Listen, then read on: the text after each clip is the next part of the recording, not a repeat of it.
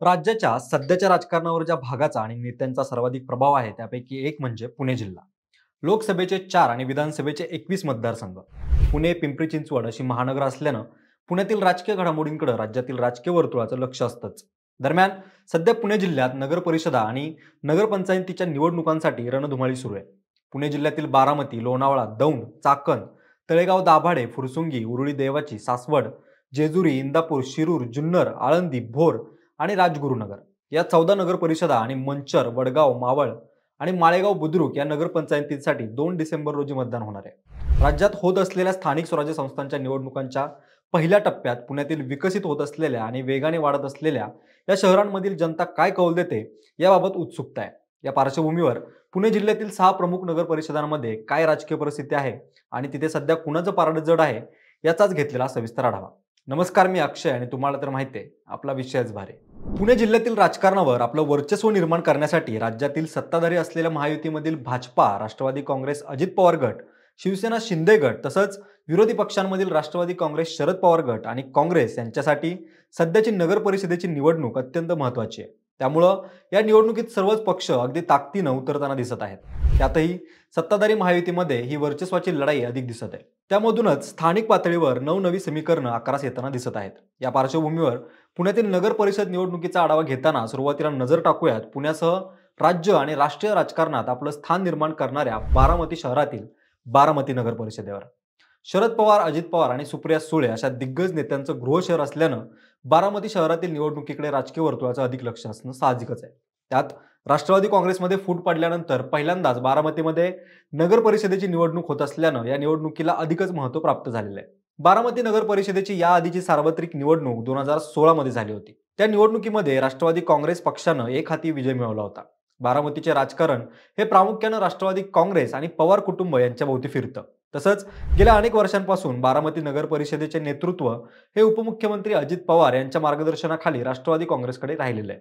सध्या बारामतीच्या राजकारणात राष्ट्रवादी काँग्रेस पक्षाचे झालेले विभाजन ही सर्वात मोठी आणि निर्णायक बाब आहे.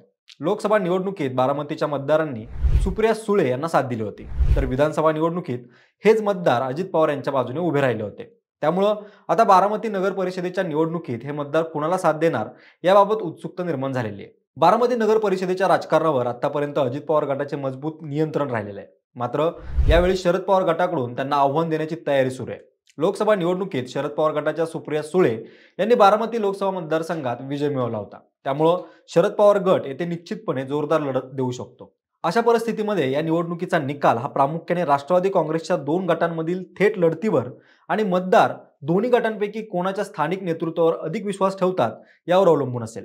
त्यामुळं ही निवडणूक मागील निवडणुकीपेक्षा अत्यंत चुरशीची होण्याची शक्यता आहे. बारामतीनंतर आपण बारामतीपासून जवळच असलेल्या इंदापूर नगर परिषदेमध्ये सध्या काय परिस्थिती आहे यावर नजर टाकूया. इंदापूर नगर परिषदेची याआधीची सार्वत्रिक निवडणूक 2016 मध्ये झाली होती. 2016च्या निवडणुकीत राष्ट्रवादी काँग्रेस पक्षानं स्पष्ट बहुमत मिळवत इंदापूर नगर परिषदेवर आपलं वर्चस्व स्थापित केलं होतं. इंदापूर विधानसभा मतदारसंघातील राजकारणावर राष्ट्रवादी काँग्रेसचे मंत्री दत्तात्रय भरणे आणि शरद पवार गटाचे नेते आणि माजी आमदार हर्षवर्धन पाटील या 2 प्रमुख नेत्यांचा प्रभाव आहे. दरम्यान यावेळच्या नगर परिषद निवडणुकीत राष्ट्रवादी काँग्रेस विरुद्ध इतर सर्व असं चित्र दिसण्याची शक्यता आहे. इंदापूरमध्ये राष्ट्रवादी काँग्रेस अजित पवार गटामध्ये बंडखोरी झालेली आहे. राष्ट्रवादी काँग्रेसचे पुणे जिल्हाध्यक्ष प्रदीप गारटकर यांनी पदाचा राजीनामा देत नगराध्यक्ष पदाची निवडणूक लढवण्याचा निर्णय घेतलेला आहे. ते अपक्ष म्हणून निवडणूक लढवणार आहेत. तसंच राष्ट्रवादी, शरद पवार गट, भाजप आणि शिवसेनेचा आपल्याला पाठिंबा आहे असा दावा त्यांनी केलेला आहे. आता हे पक्ष खरोखरच गारटकर यांना पाठिंबा देऊन इंदापूरमधील लढतीत रंगत आणतात का हे पाहणं उत्सुक्याचं असेल. मात्र त्यामुळे इंदापूर नगर परिषदेच्या निवडणुकीत वर्चस्व राखणं अजित पवार गटाला जड जाऊ शकतं आणि इथे धक्कादायक निकाल लागू शकतो. इंदापूर नंतर आपण दौंड नगर परिषदेतील परिस्थितीचा आढावा घेऊयात. दौंड नगर परिषदेची याआधीची सार्वत्रिक निवडणूक 2016 मध्ये झाली होती. या निवडणुकीत भाजप आणि राष्ट्रवादी काँग्रेस यांच्यात चुरशीची लढत झाली होती. या निवडणुकीत राष्ट्रवादी काँग्रेस पक्षानं बहुमत मिळवत सत्ता स्थापन केली होती. दौंड नगर परिषदेचे नगराध्यक्ष पद देखील राष्ट्रवादी काँग्रेसकडे होतं. दौंड शहराचे राजकारण हे प्रामुख्याने आमदार राहुल कुल आणि माजी आमदार रमेश थोरात यांच्या नेतृत्वाभोवती फिरतं. यावेळची नगर परिषदेची निवडणूक देखील प्रामुख्याने राहुल कुल विरुद्ध राष्ट्रवादी शरद पवार गट महाविकास आघाडीच्या पॅनलमध्ये होण्याची शक्यता आहे. येणाऱ्या निवडणुकीत दौंड नगर परिषदेत अत्यंत अटीतटीची लढत अपेक्षित आहे. आमदार राहुल कुल यांच्या नेतृत्वाखालील पॅनेलला राज्यातील सत्तेचा आणि स्थानिक प्रशासनावरील सध्याच्या प्रभावाचा फायदा मिळण्याची शक्यता आहे. रमेश थोरात यांच्या नेतृत्वाखालील पॅनेलला मागील निवडणुकीतील नगर परिषदेवरील वर्चस्वाचा आणि राष्ट्रवादीच्या पारंपरिक मतांचा आधार असेल. ही निवडणूक 50-50% लढतीसारखी आहे. लोणावळा नगर परिषदेची शेवटची निवडणूक 2016च्या अखेरीस झाली होती. 2022 मध्ये कार्यकाळ संपल्यापासून इथं प्रशासक कारभार पाहत आहेत. यंदाच्या नगर परिषद निवडणुकीसाठी भाजपा आणि अजित पवार गटानं युती केल्याची घोषणा केली होती. मात्र स्थानिक पातळीवर विरोध झाल्यानं आता इथे दोन्ही पक्ष स्वतंत्र लढण्याची चिन्ह आहेत. लोणावळ्यामध्ये राष्ट्रवादी काँग्रेस अजित पवार गटानं राजेंद्र सोनावणे यांना उमेदवारी दिलेली आहे. तर राष्ट्रवादी काँग्रेस सोबतची युती फिसकटताना दिसत असल्यानं भाजपाकडूनही निवडणूक लढवण्यासाठी मोर्चेबांधणी सुरू झालेली आहे. महायुतीमधील घटक पक्ष असलेले शिवसेना शिंदे गट आणि आरपीआय आठवले गट यांनी ही युती करून निवडणूक लढवण्याचा निर्णय घेतलेला आहे. येथे आरपीआयचे नेते सूर्यकांत वाघमारे हे धनुष्यबाण चिन्हावरती निवडणूक लढण्याची शक्यता आहे. एकीकडे महायुतीमधील घटक पक्ष एकमेकांविरोधात लढत असल्यानं दुसरीकडे महाविकास आघाडीनं एकत्र येत निवडणूक लढवल्यास लोणावळ्यामध्ये धक्कादायक निकालाची नोंद होऊ शकते. मावळनंतर आपण तळेगाव दाभाडे या पुणे जिल्ह्यातील आणखी एक नगर परिषदेतील परिस्थितीचा आढावा घेऊयात. येथेही गेल्या अनेक वर्षांपासून प्रशासक आहे. तसेच तळेगावमध्ये याआधी झालेल्या नगर परिषदेच्या निवडणुकीत भाजपानं नगराध्यक्ष पदासह सर्वाधिक जागा जिंकल्या होत्या. त्यावेळी भाजपाकडून अजित पवार गटासोबत युतीसाठी प्रयत्न सुरू होते. मात्र लोणावळ्याप्रमाणेच तळेगाव दाभाडे येथेही भाजपा आणि राष्ट्रवादी काँग्रेस अजित पवार गटामधील महायुती बरगळताना दिसते. काही दिवसांपूर्वीच अजित पवार गटाचे आमदार सुनील शेळके आणि भाजपाचे बाळा भेगडे यांनी लोणावळा आणि तळेगावमध्ये युतीची घोषणा केली होती. मात्र तिला यश येताना दिसत नाहीये. दुसरीकडे तळेगावात महाविकास आघाडीमधील शरद पवार गट आणि शिवसेना ठाकरे गटाकडून येथे महायुतीला आव्हान देण्यासाठी प्रयत्न सुरू आहेत. त्यामुळं महायुतीमधील पक्ष स्वतंत्रपणे लढले आणि महाविकास आघाडी एकजुटीने लढल्यास येथील निवडणुकीत रंगत येऊ शकते. पुणे जिल्ह्यातील 6वी प्रमुख नगर परिषद आहे ती म्हणजे जुन्नर. जुन्नरमध्येही नगर परिषदेचा कार्यकाळ संपलेला असल्यानं गेल्या बऱ्याच वर्षांपासून प्रशासक कारभार पाहत होते. जुन्नर नगर परिषदेच्या 2016 साली झालेल्या निवडणुकीत संमिश्र निकाल लागला होता. त्यावेळी शिवसेनेचे श्याम पांडे नगराध्यक्ष पदावर निवडून आलेले होते, तर राष्ट्रवादी काँग्रेस सर्वात मोठा पक्ष ठरला होता.